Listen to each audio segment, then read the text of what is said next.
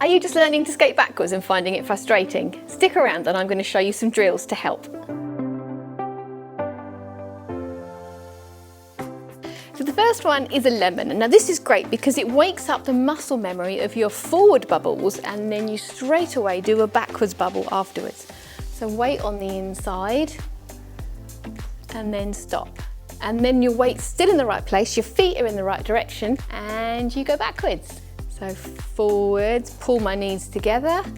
And then here I'm going to push my knees apart and then pull them together. Remember with backwards, even though we're going backwards, you've always got the weight on the ball of your foot.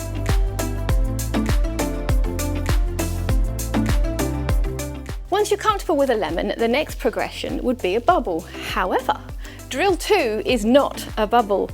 It's a little trick you need to know to be able to make backwards bubbles a lot easier. If you want to, you can hold on for this one. What we're going to do is standing still, put our weight on the balls of our feet, lift our heels and kick your heels out. Once you get comfortable with that, we can move on to backwards bubbles.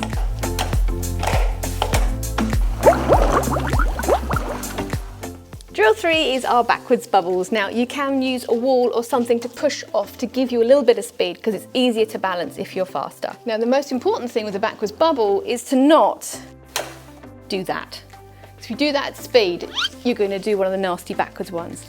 But this is where drill 2 comes in, because before you get there, you're going to kick your heels out. So weight on the inside, inside, inside. More weight on my front trucks so I can lift my back trucks.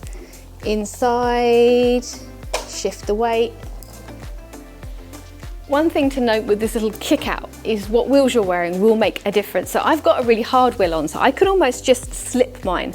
But if you're wearing a softer wheel, you'll need to really put the weight on the balls of your feet and actually lift your heels a bit more. So drill 4 covers looking behind you. Now there's a major issue with looking behind you when you're skating backwards. And that is, whenever you want to turn, I say to you, take your shoulder and you will turn.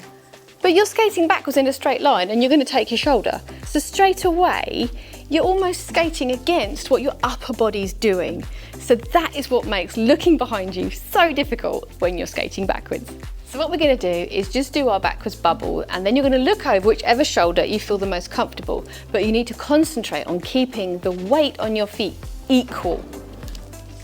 Because when you turn, it wants to push you on to the opposite leg, so don't let it. You're in control. The key to this is keeping your weight equally distributed and on an inside edge on both feet. So if I turn this shoulder, it's going to want to push me onto a left outside. Don't let it. Keep that foot pressing on that inside and you should find it slightly more comfortable.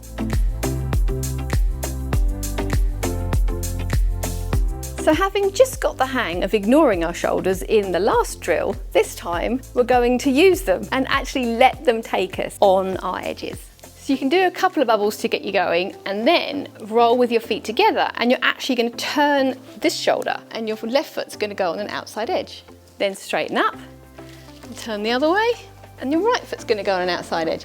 Anytime you lose speed, you can always pop a bubble in. So turning my right shoulder, left outside edge, left shoulder, right outside edge, straighten up. As you do this, you'll find that you'll need to release a bit of pressure off the skate that isn't on the outside edge. So here, all my weight's on here and this one's released the weight. And I'm going to go back together. I'm going to put my weight on here. Most of my weight's here and this is freer. So there are two options here with the arms. The first one I'm doing is more extreme where I fully turn back to center and fully turn. But the other option is you can lean instead. If I drop my left shoulder and put most of my weight on my left foot, I can do an outside edge. Back to center, drop most of my weight on my right foot and that will take me on a right outside edge. Back to center. So there are two options with this. The leaning one takes a little bit more bravery because you're literally having to lean your whole body. But this will get you ready for doing back outside edges on one foot.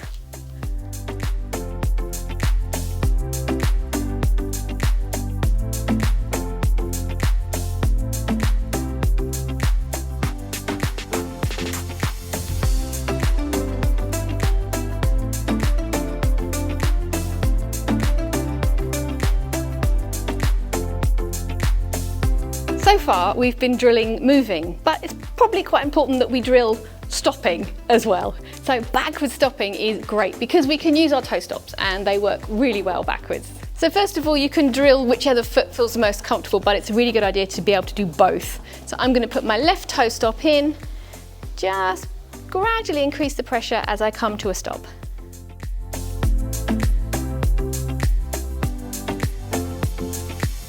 So the idea of these drills is to really get the muscle memory of where your toe stops are.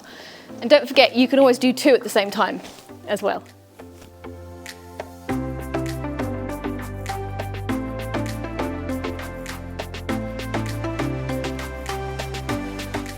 The last drill, once you've got all your other skills locked in and you've muscle memoried and you know exactly where your toe stops are, you can try a toe-toe manual. Toe-toe manuals are really good to learn backwards because if you put your toe stop down a little bit too far, all that's going to happen is you stop.